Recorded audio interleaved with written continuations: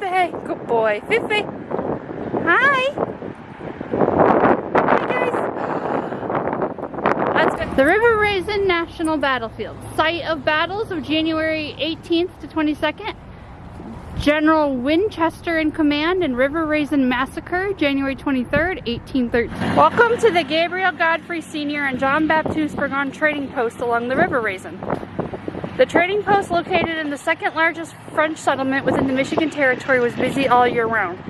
Many French inhabitants and their native neighbors came daily to trade furs, grains, salted meats, eggs, blankets, lamp oil, spirits, tools, muskets, knives, and other goods. On January 18th, when U.S. forces launched their initial attack on the Native Confederation and the British, Elizabeth Godfrey was home alone with her 3 children. After the short battle, Kentucky troops used the Godfrey's barns as a barracks, their stable to board horses, and their home as a hospital to care for wounded soldiers. Elizabeth assisted with the care of the wounded and continued to aid soldiers after the American surrender at the Second Battle of January 22nd. The Godfrey family survived the battles, but all of their structures were burnt down and their belongings either destroyed or taken as spoils of war.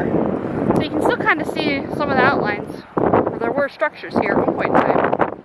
800 Americans under Colonels Allen and Lewis and Wells fought desperately against 3,000 British and Allies under General Proctor. Forced to surrender the promised British protection, the prisoners left unguarded were attacked and killed by the Native Americans.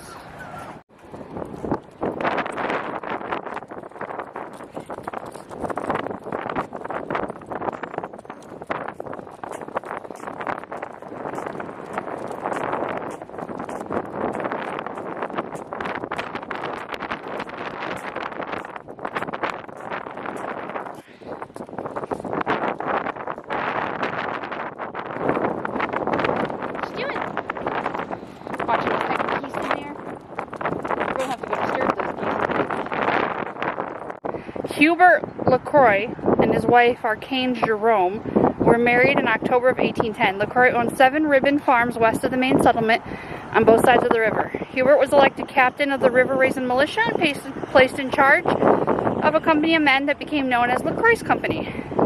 When Michigan militia commander Major James Witherell ordered LaCroix to move closer to his company, he started building a new home along the River Raisin. Construction of the new home was delayed when General William Hull ordered LaCroix's company to build a military road between the River Raisin and Detroit in the summer of 1812. After General Hull surrendered the Michigan Territory to the Native Confederation and British in August, Captain LaCroix was paroled and allowed to continue working on his new home.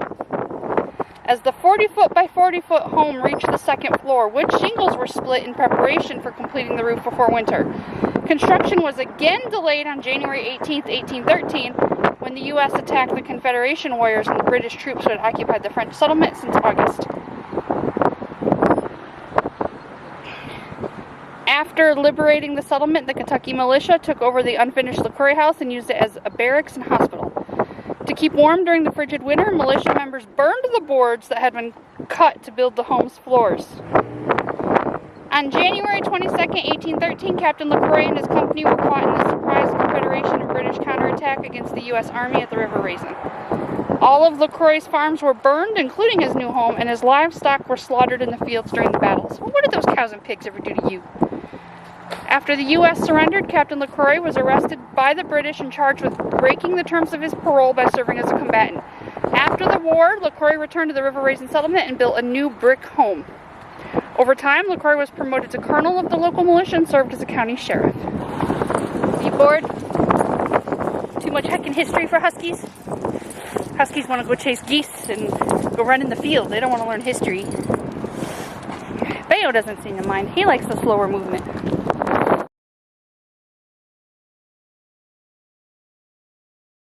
Private Claim 236, Law of Jean Baptiste Jerome.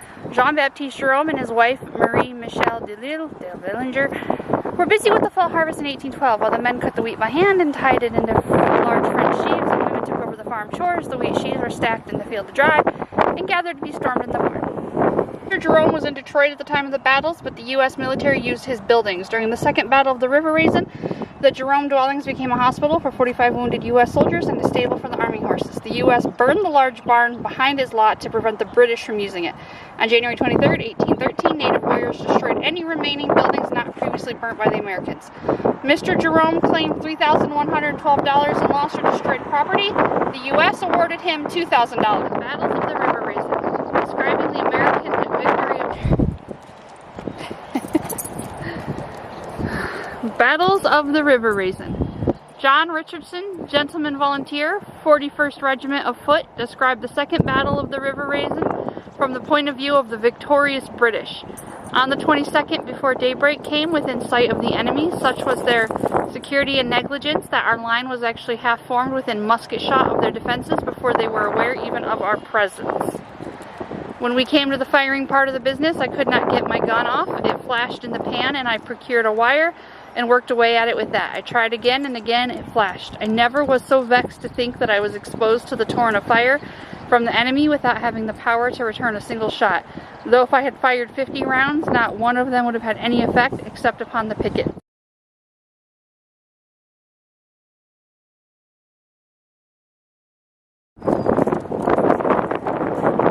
There it is, guys. It's mostly the battlefield. Right here, we're on it. We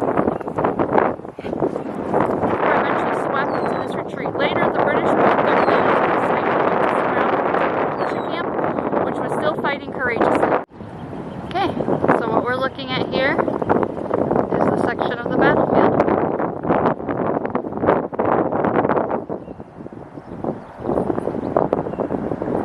I like that it's actually preserved and they didn't do anything with it.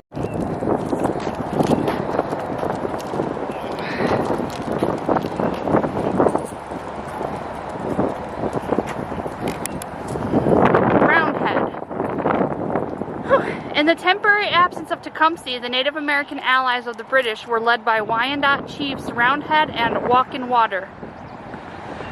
Besides the Wyandots, Native forces included warriors from the Shawnee, Potawatomi, Ottawa, Chippewa, Delaware, Miami, Winnebago, Creek, Sauk, and Fox nations. The American Commander General James Winchester was captured by Native warriors about a mile and a half south of this point, and Roundhead delivered him to the British commander Colonel Henry Proctor. Believing continued resistance was useless, Winchester was induced to send a message to the remainder of his forces advising them to surrender. You guys having fun? Fifi's like, no, you keep talking too much. Whew. In this vicinity and parallel to the driveway, a line of scattered human remains were detected in 2000, which may mark the main skirmish line of the 17th U.S. Infantry. The bodies of those killed lay exposed to the elements for some time after the battle. Eventually, the scattered remains were gathered up and buried at several sites, including a memorial place on South Monroe Street, where the Kentucky Monument is located. In the 1830s, bodies were removed to military cemeteries in Detroit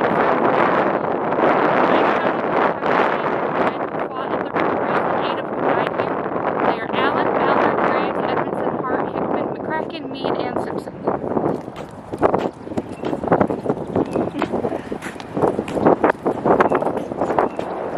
In the words of Laurent Dorisher, after the defeat of Winchester, many of the inhabitants fled with their families to the frontier of Ohio. Others went to Detroit. The British made several attempts to persuade the Indians to destroy what was left of the settlement at the River Raisin, but the Potawatomis protested and declared they had given the land to the first settlers and had been compensated therefore and would not suffer them to be disturbed in their habitations. Wow. In October of 1813, the inhabitants of the Michigan Territory returned the favor by interceding on behalf of those Native Americans who wished to negotiate an armistice with the American military authorities in Detroit so they could return to their villages and live in peace with their neighbors.